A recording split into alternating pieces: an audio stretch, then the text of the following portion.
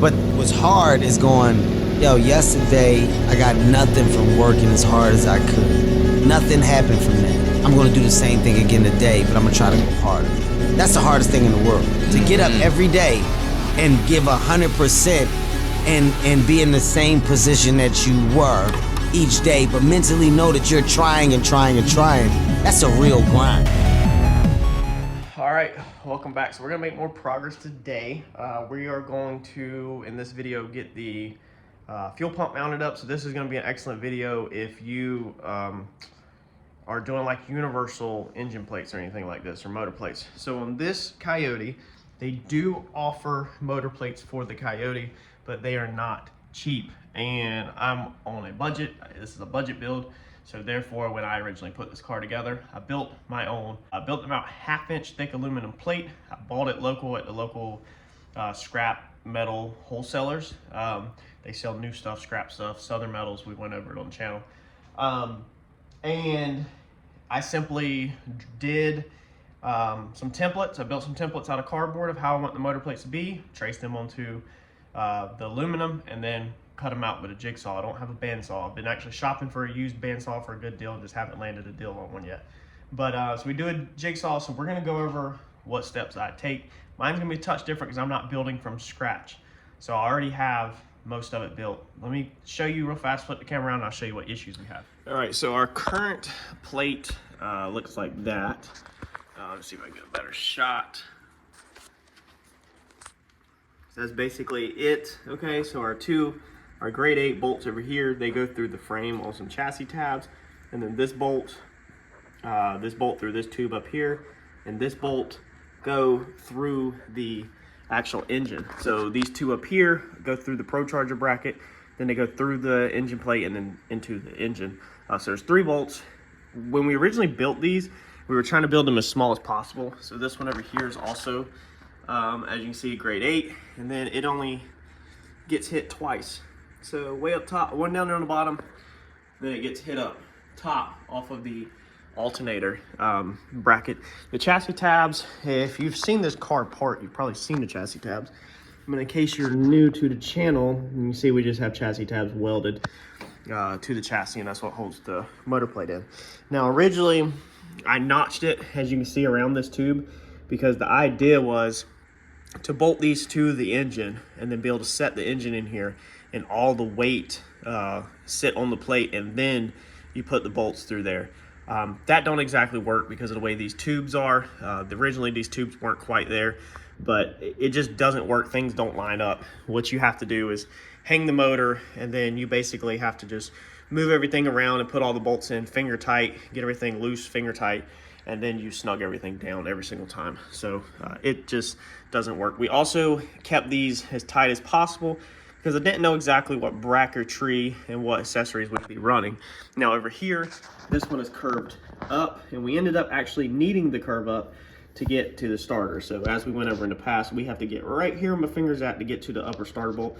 So this curvature in this one is actually really important. Now we drilled holes in this plate right here because I was gonna mount the fuel pump off of that. And I did a whole video on mounting it and everything. We had it successfully mounted, had everything lined up over there, but then I threw the whole entire video away. I threw all the footage away because it didn't make sense. So I've only got one standoff on this thing right now because I was messing with it last night. But you can see if we put it through here, okay, and get it in like that, the angle that it's at, the fuel pump can go up and down, but there's not a great distance left to right. Left to right's how you're gonna get your belt tension. And I didn't realize that when I was first building that, and that's the reason why I threw away all that footage. But this thing slides up and down like that on the bracket. Now you do have, when it's in there, you do have a little bit of left to right movement like that on the bracket, but it's not a ton. So your belt would have to pretty much be spot on. So we kind of need this thing more in favor of left to right. Now what I wanted to do was I wanted to just come over here and just build tabs off of my chassis and mount this thing up like this. So I wanted to come like that, just build some chassis tabs off of here, and not use that standoff that's bolted to there, and simply bolt it like that. And as you can see, we'd be pretty freaking solid. You know, we could set it back, but we'd be pretty solid on that. However, John told me that sometimes that works, but sometimes you do have issues. If the motor has any play, then the motor's moving this way, the pump is on the chassis, so whether the motor moves, the chassis flexes, whatever, they're not together necessarily. And sometimes people have problems. Sometimes people run them successful, no issues. Other times they have problems. So there's a 50-50 chance if you're gonna have a problem or not. If you can get the fuel pump mounted on the motor or on the engine plate, then you're just that less likely to have an issue. Now, being mine has a engine plate, a mid plate, and a decently hard transmission mount. It's like a poly mount. It's not a hard mount. You don't want to hard mount it. But mine shouldn't move. So mine should be 100% solid. The chassis, everything should be tied together, and it should have no movement at all to it. But we don't want to gamble it. So we don't want to do this twice necessarily. So what we're going to do is we're going to come in here. Let me put this other one on. All right. And we are going to mount this thing off of our motor plate. Now, as you can see, we don't have enough plate in the bottom to mount this through. Also, on this grade 8 bolt right here, okay, there is that frame tab there. So we can't mount this thing right here because then we'll be through the tab. So it's got to come over more this way or go up and clear the tab, kind of like that. But again, we don't have enough meat in the bottom down there. So overall, we just don't have, no matter what I looked at yesterday, and it's hard to show you with one hand, but by the time you move this thing, by the time you set this thing up for movement, you kind of want to mount this thing with the fuel pump either in the center of this bracket, okay, or all the way out. So you can see this bracket has decent amount of play. You probably want to mount it all the way in, is my guess, or all the way out. So the fuel pump all the way here. That way when you get your belt, you can measure it off of this size, maybe just a little bit in. Measure it off that size. That way you can slide it more out. That way you can go in just a touch to get the belt on it, and then you can go out. That's probably going to be the best bet, and I'll show you what I'm talking about. So therefore, with all of them adjustments, there's just no perfect way to get holes in that plate. So we got to redo it. Also, we want to go ahead and tie this plate into that hole right there. So that's a pass through. On the timing cover, it goes all the way through, so we can through bolt that, and that's just going to secure us one more mounting point on this side of this plate tied into the motor and just make it that much stronger. So we need to go ahead and build us a template kind of where our extra plate needs to go over here so it can catch that bolt. And then we will just measure how much down we want to drop. And we're also going to cut off this little leg right here. I'll show you when we get it out, because like I said, we didn't actually utilize that design.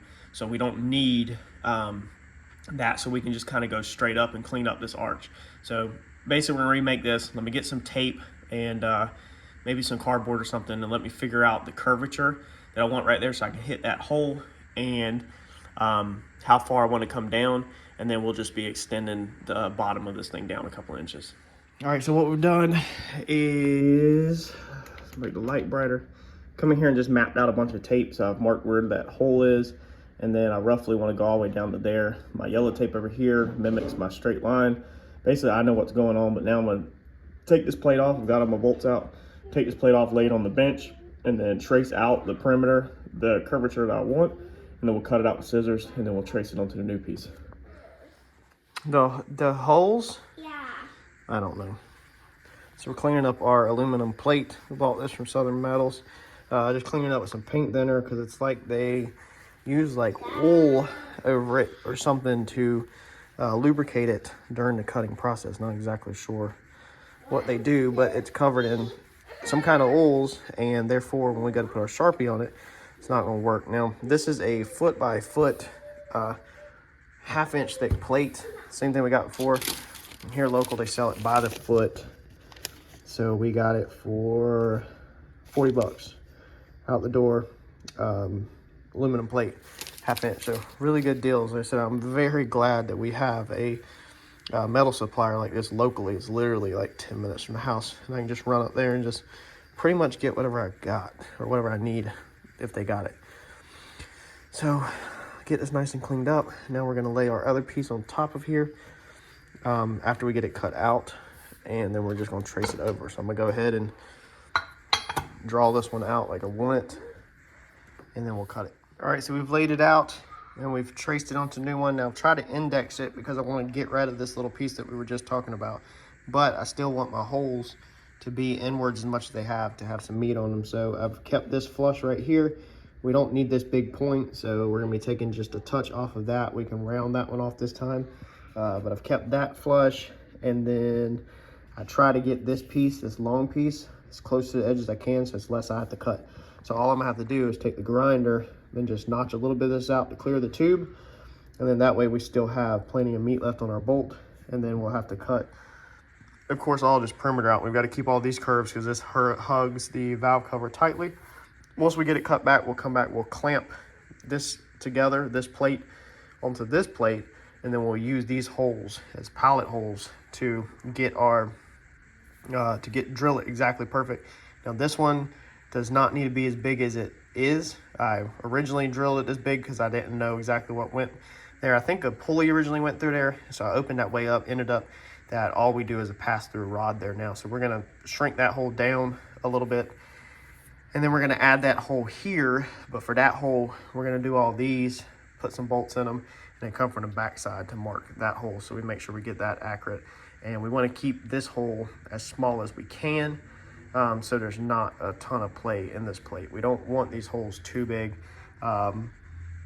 because we want it to be pretty much tight as we can. So let's go cut this out. To cut this thing out, I'm just going to use the same thing I did originally when I did this, a jigsaw. You can use either a wood blade or a metal blade. I think I'm going to start with the wood blade. I'm going to try that. I've had good luck with the wood blade on aluminum. I don't remember what I cut this thick stuff with though, so we might have to switch to a metal blade. But I'm going to go clamp it outside to my workbench, and this will take me a few minutes. It'll be a lot easier with a bandsaw. But I'm gonna just cut it, and then we will start shaping it with the grinder, and then we'll eventually get to our holes. So let's go. Cut our other piece out, and it's not perfect, but I went ahead and got this side, this tricky curve, goes around the valve cover lined up, and then this side you can see that we are still a little fat, so we're probably gonna take some meat out of here. We'll go ahead and trace this with a Sharpie, so when we go back outside, we'll know to go ahead and knock some out of this curve. Probably with the grinder, probably the easiest. That little piece down there don't matter. So we've got the two clamped together, and now I'm gonna take my drill bits, find the size that I used. I don't even remember on that one. That was probably huge. Let's see here. Well, that's a half. I guess it's just been wallered out. It's a half. So we're gonna go ahead and just mark these, basically pretty decent, all of them, and then we'll probably take the plates apart, put it in the vise over there, and do it. Now, this would be perfect if I had a bandsaw and then I had a drill press, but I don't have any of them tools. So we're doing this the only way I know how to do it, which is with all my hand tools, until one day upgrading at nicer tools. For the center hole, to find center, I just took my Sharpie, went around it like that, and then I just grabbed a random piece over here, this bung, and then just lined that up on the Sharpie, pretty much centered, and then do it again in there. I've already done it, but that's my dot in there. So now I can take a little drill bit and I can find pretty much center of that. And then, like I said, we don't need to open this one up as big as last time, so that's a good way for me to find center.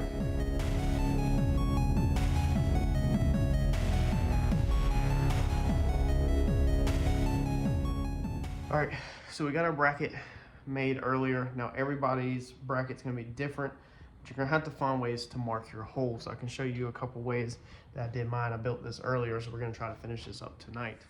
We are on Harper duty tonight, so we are baby monitoring, and we're gonna try to get a little done. Now I built this bracket and I went over it with 320 grit. My other bracket, my last bracket, I went 320 and then like 400 or 320, I think like 1,600, 300, no, 320, 400, 600, 1,000, like 15, 25, 3,000, and then polished them out and got them pretty much where they were like chrome. So if we clean this one up, you can see we got a pretty good shine to it. However, they're tore all up and dirty. So I'm not gonna worry about this one. I'm not gonna worry about this one at all. I'm gonna put a little Never Dull over it to polish it. out just a little bit, maybe wet sand it with one grit here at the house real fast just before I put it on. Just give it a little bit of shine and kind of help seal it up. We're not really worried about much of it. You can see right there that black line where I marked my tab. This is the chassis tab. So I wanted to make sure that my holes for my pump was gonna clear. I mean, you just gotta get creative when you do these things. When you find your center hole, you know, or the center of your hole, you can come through the backside and mark it. You know, I couldn't really get to this one right here. So this one I could not get through because there's an oil filter relocation back there. So I actually just took a Sharpie and just traced half moon, what I could see. And then after I traced that half moon, I actually took a washer and fit it inside of that half moon, and then found center of that. So I can't remember which one it was. But like, you know, if you got a half moon drawn, then you could just kind of touch your washer up in your half moon, and then that moves your hole in a little smaller. So I'm always using some washers or something to kind of pinpoint roughly my hole more in center. I mean, my stuff is not dead on. When you start drilling with that hand drill bit, things walk. You can literally see the drill bit walking through this aluminum, and some of it, it's kind of wants to get more oval than straight through. If I had a drill press and a bandsaw, I'd be so much more deadly. Like, I could just one more up. If I had a CNC machine, it'd be a wrap. But I built this in my garage. I built this whole car right here with a hand drill, just a hand drill and a thing of $60 drill bits from Lowe's. And you can get it done. A lot of times your tolerances or your clearances have to be a little bigger. So every hole has to be just a touch bigger than what it should be, so that you have the fudge area to be able to get the bolts through, since stuff is going to move, but you can get it done. So we're going to put a little bit of shine to this thing, just a tad, nothing crazy, real fast. And then we're going to put this in, and I'll show y'all how the fuel pump's going to end up mocking up. We got one more hole to drill for that sensor, because we're going to put that sensor back on this engine plate. And this time we should be stronger than it was. One thing I did notice is that technically my engine plate was a little crooked, because you can tell that right there sticks out. That's the same as that one up there. That one sticks out equally. That one right there is inset in. So we only had this one and that one before, and the one up top holding it. So technically the engine plate was just a little tiny bit crooked. But now that we're hitting that one down there, I can actually see that this one has a little bit of a space between it, meaning that this one, we are going to, man, it's like literally pushed all the clear coat off of it from being so tight, I guess, in the vibrations. This one we're probably gonna have to shim with a little bit of a washer when we put it in there. So let's get this thing cleaned up, and then let's get this engine plate put in there, and finally get our fuel pump mounted on. All right. Didn't have a spray bottle. I don't know what the wife has done with it, but I didn't want to film inside the house. I took it to the kitchen sink and wet sanded it in the kitchen sink. All we used was, let's see here, 400 grit, 800 grit, and 1,000. This just happens to be what I had laying around the house. It's some leftover stuff from, I think, where we wet sanded the wing at home, the last wing we built. So that's just what I had. We're going to use this like 12-year-old Mother's Mag and aluminum polish. The stuff is really freaking old, but it's got the job done in the past. And again, I'm not looking for anything professional. I'm not looking for anything nice. I'm literally just trying to get it so that when you look underneath the hood, it doesn't look so junkyard-y-ish, and that it just has a little bit of subtle shine to it, I guess. And we're not gonna polish this one out like we did them originally when we did it. So let's get this rubbed on, and then we'll get this thing thrown in. All right, that's not bad for a little rush hand polish job with some 12-year-old polish and some scrap sandpaper sitting around the house. Not bad at all, especially when it's literally going to end up looking like that. Look, I mean, it doesn't matter. It doesn't get seen. All right, let's get this thing in. All right, so we got it in. Dirty. I kind of had to stop. You know, you get buried where you have took so much crap apart, and there's just nuts and bolts everywhere. You just keep taking apart, and if that don't work, then you just leave it apart, and you go to the next thing, take that apart. If that don't work, you leave it apart, go to the next thing, and then you look down, or you look in your work area, and you've just got a million things taken apart. So I kind of just spent the last 2 hours practically not only mounting that and getting that right, I had an issue with one of the bolts in the chassis tabs. Whenever I ended up when everything got kind of tight down together, it didn't want to fit perfect, needed a little bit more adjustment.